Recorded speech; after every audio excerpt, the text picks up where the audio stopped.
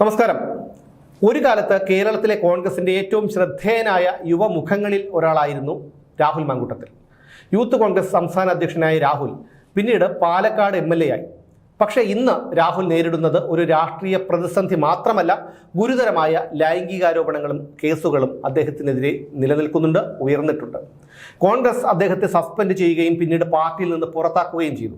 മൂന്നാമത്തെ കേസിൽ അന്വേഷണ സംഘം കുറ്റപത്രവും സമർപ്പിച്ചിട്ടുണ്ട്. ഇതൊന്നും അത്ര വലിയ കാര്യങ്ങളല്ല. പരാതിക്കാർക്ക് നീതി കിട്ടണം, അന്വേഷണം സ്വതന്ത്രമായി നടക്കുകയും വേണം, കോടതി പറയേണ്ടത് കോടതി പറയണം. പക്ഷേ അതോടൊപ്പം മറ്റൊരു ചോദ്യം കൂടി ഉയരുന്നുണ്ട്. ഒരു വ്യക്തിക്കെതിരെ ആരോപണം ഉയർന്നാൽ കോടതി വിധിക്ക് മുമ്പേ അയാളെ സമൂഹത്തിൽ നിന്ന് പൂർണ്ണമായും ഇല്ലാതാക്കാനുള്ള അവകാശം ഈ സോഷ്യൽ മീഡിയയ്ക്ക് ആരാണ് നൽകിയത്? ഇവിടെയാണ് രാഹുൽ മാങ്കൂട്ടത്തിൽ നേരിടുന്ന മറ്റൊരു പ്രശ്നം. ആരോപണങ്ങളെയും നിയമ നടപടികളെയും വിമർശിക്കുന്നത് ജനാധിപത്യത്തിൻ്റെ ഭാഗമാണ്. എന്നാൽ വ്യക്തിഹത്യയും അധിക്ഷേപവും സൈബർ വേട്ടയും ജനാധിപത്യ രീതിയല്ല. ഈ കേസുമായി ബന്ധപ്പെട്ട പരാതിക്കാർക്കെതിരെയും സൈബർ ആക്രമണം നടന്നിട്ടുണ്ട്. അതുകൊണ്ട് തന്നെ ഈ വിഷയത്തിൽ ആരായാലും സൈബർ ആക്രമണത്തെ രാഷ്ട്രീയ ആയുധമാക്കുന്നത് അംഗീകരിക്കാൻ കഴിയില്ല. ഇനി രാഹുൽ എന്തു ചെയ്യണം? ഒളിച്ചോടരുത്. ഇവിടെ അയാൾ ഒളിച്ചോടിയിട്ടില്ല. UDF മന്ത്രിസഭയുടെ സത്യപ്രതിജ്ഞയ്ക്ക് അദ്ദേഹം ഉണ്ടായിരുന്നു. സമൂഹ മാധ്യമങ്ങളിൽ ഇപ്പോഴും സജീവമാണ്. അതുകൊണ്ട് തന്നെ രാഹുൽ ഒളിച്ചോടിയിട്ടില്ല. രാഹുലിന് രാഷ്ട്രീയ ജീവിതത്തിലേക്ക് മടങ്ങി വരണമെങ്കിൽ അത് വികാരത്തിന്റെ പേരിൽ മാത്രമാകരുത്. ഒരു വ്യക്തമായ ആത്മപരിശോധനയുടെയും ഉത്തരവാദിത്വത്തിന്റെയും അടിസ്ഥാനത്തിലായിരിക്കണം ആ മടങ്ങിവരവ്.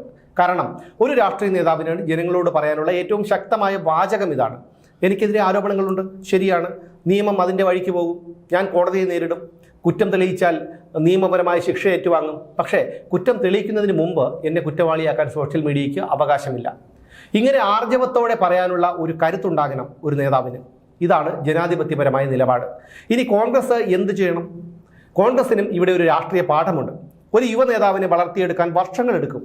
ഒരു പ്രതിസന്ധിയിൽ അദ്ദേഹത്തെ പുറത്താക്കാൻ ഒരൊറ്റ നിമിഷം മതി. എന്നാൽ ഒരു പാർട്ടി നേതാവിനെ പുറത്താക്കുന്നത് മാത്രമല്ല രാഷ്ട്രീയത്തിൻ്റെ ഉത്തരമെന്ന് കോൺഗ്രസ് തിരിച്ചറിയണം. നിയമം അതിൻ്റെ വഴിക്ക് പോകട്ടെ, പാർട്ടി സ്വന്തം നിലയിൽ പരിശോധന നടത്തട്ടെ, രാഹുലിന് സ്വന്തം ഭാഗം വിശദീകരിക്കാൻ അവസരം നൽകണം. അന്തിമമായി തീരുമാനമെടുക്കേണ്ടത് കോടതിയാണ്. അതിനുശേഷം രാഷ്ട്രീയമായ തീരുമാനങ്ങൾ എടുക്കാം. കാരണം കോൺഗ്രസ് എന്നത് വ്യക്തികളെ മാത്രം ആശ്രയിച്ചുള്ള ഒരു പാർട്ടിയല്ല. അഭിപ്രായ വ്യത്യാസങ്ങളെയും പ്രതിസന്ധികളെയും കൈകാര്യം ചെയ്യാൻ കഴിയുന്ന ജനാധിപത്യ രാഷ്ട്രീയ പ്രസ്ഥാനമാണ് കോൺഗ്രസ്. രാഹുൽ തിരിച്ചു വരണമെങ്കിൽ അത് പഴയ രാഹുലായി തിരിച്ചു വരുന്നതാകരുത്. കൂടുതൽ പക്വതയുള്ള നേതാവായി രാഹുൽ വരണം. കൂടുതൽ ഉത്തരവാദിത്വമുള്ള ഒരു നേതാവായി അദ്ദേഹം വരണം.